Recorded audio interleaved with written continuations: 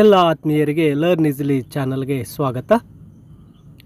UDISE plus ವಿದ್ಯಾರ್ಥಿಗಳನ್ನು import ಮಾಡಿಕೊಳ್ಳುವುದು 2024-25ನೇ ಸಾಲಿಗೆ ಯುಡೈಸ್ ಪ್ಲಸ್ ವೆಬ್ಸೈಟ್ನಲ್ಲಿ ಲಾಗಿನ್ ಫಾರ್ ಆಲ್ ಮಾಡ್ಯೂಲ್ಸನ್ನು ಕ್ಲಿಕ್ ಮಾಡಿದಾಗ ಇಲ್ಲಿ ಕೆಳಗಡೆ ಸ್ಟೇಟನ್ನು ಸೆಲೆಕ್ಟ್ ಮಾಡಬೇಕು ಅಥವಾ ವಿದ್ಯಾರ್ಥಿ ಮಾಡ್ಯೂಲ್ನಲ್ಲಿ ನಾವು ಹೋಗಬೇಕಾಗುತ್ತೆ. ಇಲ್ಲಿ ಸ್ಟೇಟನ್ನು ಕರ್ನಾಟಕ ಸೆಲೆಕ್ಟ್ ಮಾಡಿ ಗೋ ಕೊಟ್ಟಾಗ ಯೂಸರ್ ನೇಮ್ ಮತ್ತು ಪಾಸ್ವರ್ಡ್, ಶಾಲೆಯ ಡೈಸ್ ಕೋಡ್ ಮತ್ತು ಪಾಸ್ವರ್ಡನ್ನು ಕೊಟ್ಟು ಕ್ಯಾಪ್ಚಾ ಕೊಟ್ಟು ಎಂಟರ್ ಮಾಡಬೇಕಾಗುತ್ತೆ. ಇಲ್ಲಿ ವಿದ್ಯಾರ್ಥಿಗಳನ್ನು ಹೇಗೆ ಇಂಪೋರ್ಟ್ ಮಾಡಿಕೊಳ್ಳಬೇಕು, ಪೆನ್ ನಂಬರ್ ಹೇಗೆ ಅವರದನ್ನು ಹುಡುಕಬೇಕು, ಹಾಗೆ ಶಾಲೆಯನ್ನು ಹೇಗೆ ಸರ್ಚ್ ಮಾಡಿ ಇಂಪೋರ್ಟ್ ಮಾಡಿಕೊಳ್ಳಬೇಕು ಎನ್ನುವ ಸಂಪೂರ್ಣ ಮಾಹಿತಿ ನಿಮಗಾಗಿ.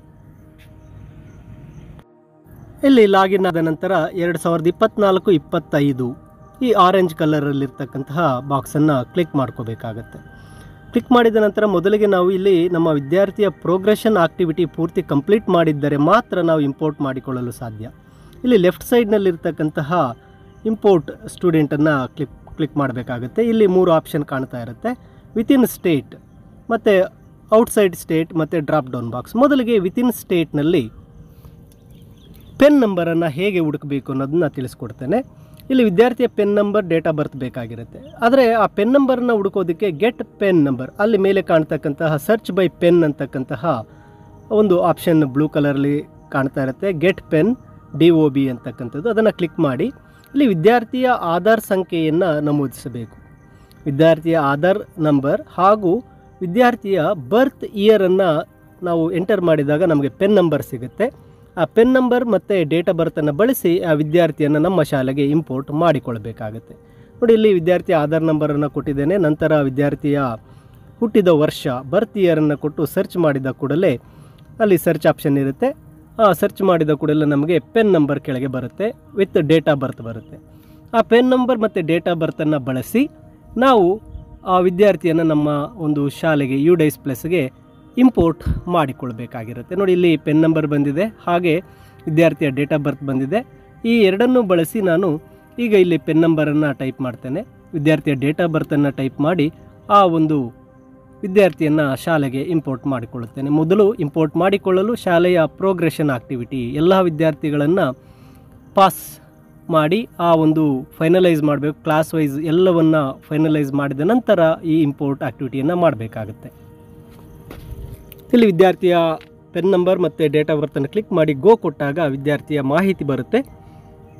ಈ ವಿದ್ಯಾರ್ಥಿಯ ಮಾಹಿತಿಯನ್ನು ನೋಡಿ ನಮ್ಮ ಶಾಲೆಗೆ ಆ ವಿದ್ಯಾರ್ಥಿಯನ್ನು ಇಂಪೋರ್ಟ್ ಮಾಡಿಕೊಳ್ಳಬೇಕಾಗಿರುತ್ತೆ. ಆ ವಿದ್ಯಾರ್ಥಿ ನಮ್ಮ ಶಾಲೆಗೆ ದಾಖಲಾಗಿರುವುದನ್ನು ಖಚಿತಪಡಿಸಿಕೊಂಡು ನಂತರ ಇಲ್ಲಿ ಡೇಟ್ ಆಫ್ ಅಡ್ಮಿಷನನ್ನು ಎಂಟರ್ ಮಾಡಬೇಕು. ಆ ವಿದ್ಯಾರ್ಥಿ ಯಾವ ಡೇಟಿಗೆ ಶಾಲೆಗೆ ಅಡ್ಮಿಷನ್ ಆಗಿದ್ದಾನೆ, ಅಡ್ಮಿಷನ್ ಡೇಟ್ ಏನಿರುತ್ತೆ ಆ ಅಡ್ಮಿಷನ್ ಡೇಟನ್ನು ಇಲ್ಲಿ ಎಂಟರ್ ಮಾಡಿ ನಾವು ಇಂಪೋರ್ಟನ್ನು ಕ್ಲಿಕ್ ಮಾಡಿದಾಗ ಆ ವಿದ್ಯಾರ್ಥಿಯು ನಮ್ಮ ಶಾಲೆ ಯುಡೈಸ್ ಪ್ಲಸ್ನಲ್ಲಿ ಇಂಪೋರ್ಟ್ ಆಗುತ್ತೆ. ನೋಡಿ, ಇಲ್ಲಿ ಇಂಪೋರ್ಟನ್ನು ಕ್ಲಿಕ್ ಮಾಡಿದ ಕೂಡಲೇ ಕನ್ಫರ್ಮ್ ಬರುತ್ತೆ. ಕನ್ಫರ್ಮನ್ನು ಕ್ಲಿಕ್ ಮಾಡಿದಾಗ ಆ ವಿದ್ಯಾರ್ಥಿ ಇಂಪೋರ್ಟ್ ಆಗ್ತಾನೆ. ನಂತರ ವಿದ್ಯಾರ್ಥಿಯ ಪೆನ್ ನಂಬರ್ ಹುಡುಕೋದು ಗೊತ್ತಾಯಿತು. ಅದಾದ ನಂತರ ನಮಗೆ ಗೊತ್ತಿರ್ತಕ್ಕಂಥ ಶಾಲೆಯಿಂದ ವಿದ್ಯಾರ್ಥಿಗಳು ಬಂದಿದ್ದಲ್ಲಿ ಅಂತಹ ವಿದ್ಯಾರ್ಥಿಗಳಿಗೆ ನಾವು ಪೆನ್ ನಂಬರ್ ಹುಡುಕುವ ಅವಶ್ಯಕತೆ ಇರೋದಿಲ್ಲ. ಆ ಶಾಲೆಯ ಡೈಸ್ ಕೋಡ್ ನಂಬರನ್ನು ಎಂಟರ್ ಮಾಡಿ ಸರ್ಚ್ ಮಾಡಬೇಕು. ಆ ಶಾಲೆಯ ಡೈಸ್ ಕೋಡ್ ನಂಬರನ್ನು ಎಂಟರ್ ಮಾಡಿ ಸರ್ಚ್ ಮಾಡಿದ ಕೂಡಲೇ ನಮಗೆ ಆ ವಿದ್ಯಾರ್ಥಿಗಳ ಮಾಹಿತಿಯಲ್ಲಿ ಬರುತ್ತೆ. ಪೆನ್ ನಂಬರ್ ಸಿಗುತ್ತೆ, ಡೇಟ್ ಆಫ್ ಬರ್ತ್ ಸಿಗುತ್ತೆ, ಹಾಗೆ ಮುಂದೆ ಇಂಪೋರ್ಟ್ ಅಂತಕ್ಕಂಥ ಆಪ್ಷನ್ ಇರುತ್ತೆ. ಸೊ ಇಂಪೋರ್ಟನ್ನು ಕ್ಲಿಕ್ ಮಾಡಿ ನಾವು ಆ ವಿದ್ಯಾರ್ಥಿಯನ್ನು ನಮ್ಮ ಶಾಲೆಗೆ ಯುಡೈಸ್ ಪ್ಲಸ್ನಲ್ಲಿ ಇನ್ ಮಾಡಿಕೊಳ್ಳಬಹುದು. ಡೈಸ್ ಕೋಡ್ ನಂಬರ್ ಗೊತ್ತಿದ್ದಾಗ ಡೈರೆಕ್ಟಾಗಿ ನಾವು ಡೈಸ್ ಕೋಡ್ ನಂಬರನ್ನು ಸರ್ಚ್ ಮಾಡಿದಾಗ ನಮಗೆ ಪೆನ್ ನಂಬರ್ ಸಿಗುತ್ತೆ. ಆ ವಿದ್ಯಾರ್ಥಿಯ ಮಾಹಿತಿಯನ್ನು ನಾವು ಪಡೆದು ಆ ವಿದ್ಯಾರ್ಥಿಯನ್ನು ಇಂಪೋರ್ಟ್ ಮಾಡಿಕೊಳ್ಳಬಹುದು. ಆ ಮುಂದೆ ಇಂಪೋರ್ಟನ್ನು ಆಪ್ಷನ್ ಬರುತ್ತೆ. ಅಕಸ್ಮಾತ್ ನಮಗೆ ಡೈಸ್ ಕೋಡ್ ಗೊತ್ತಿಲ್ಲದೆ ಇದ್ದಾಗ ಏನು ಮಾಡಬೇಕು, ಇಲ್ಲಿ ಸ್ಟೇಟನ್ನು ಸೆಲೆಕ್ಟ್ ಮಾಡಬೇಕಾಗುತ್ತೆ, ಕರ್ನಾಟಕ. ನಂತರ ಜಿಲ್ಲೆಯನ್ನು ಸೆಲೆಕ್ಟ್ ಮಾಡಬೇಕು.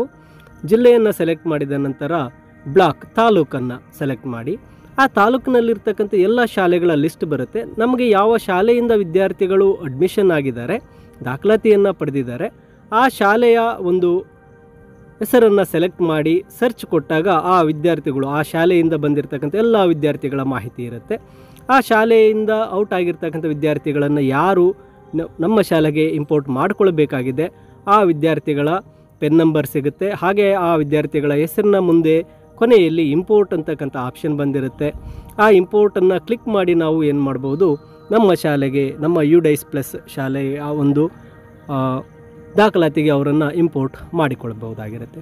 ಈ ರೀತಿಯಾಗಿ UDAIS ಪ್ಲಸ್ನಲ್ಲಿ ನಾವು ತುಂಬ ಸರಳವಾಗಿ ವಿದ್ಯಾರ್ಥಿಗಳ ಪೆನ್ ನಂಬರನ್ನು ಹುಡುಕಿ ಮತ್ತು ಆ ವಿದ್ಯಾರ್ಥಿಗಳ ಸ್ಕೂಲ್ ಸರ್ಚ್ ಮೂಲಕ ನಾವು ಆ ಡ್ರಾಪ್ ಬಾಕ್ಸ್ನಲ್ಲಿ ಆ ವಿದ್ಯಾರ್ಥಿಗಳನ್ನು ನಮ್ಮ ಶಾಲೆಗೆ UDAIS ಪ್ಲಸ್ನಲ್ಲಿ ಇಂಪೋರ್ಟ್ ಮಾಡಿಕೊಳ್ಬಹುದಾಗಿರುತ್ತೆ.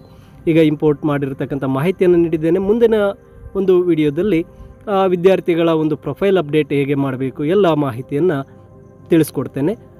ಈ ಒಂದು ಲರ್ನ್ ಈಸಿಲಿ ಚಾನಲ್ಗೆ ತಪ್ಪದೇ ಸಬ್ಸ್ಕ್ರೈಬ್ ಮಾಡಿಕೊಂಡಿರಿ. ಮುಂದೆ ಬರ್ತಕ್ಕಂತಹ ಎಲ್ಲ ವಿಡಿಯೋಗಳಲ್ಲಿ ನಿಮಗೆ ಉಪಯುಕ್ತವಾದ ಮಾಹಿತಿಗಳನ್ನು ನೀಡ್ತಾ ಹೋಗ್ತೇನೆ. ಎಲ್ಲರಿಗೂ ಧನ್ಯವಾದಗಳು.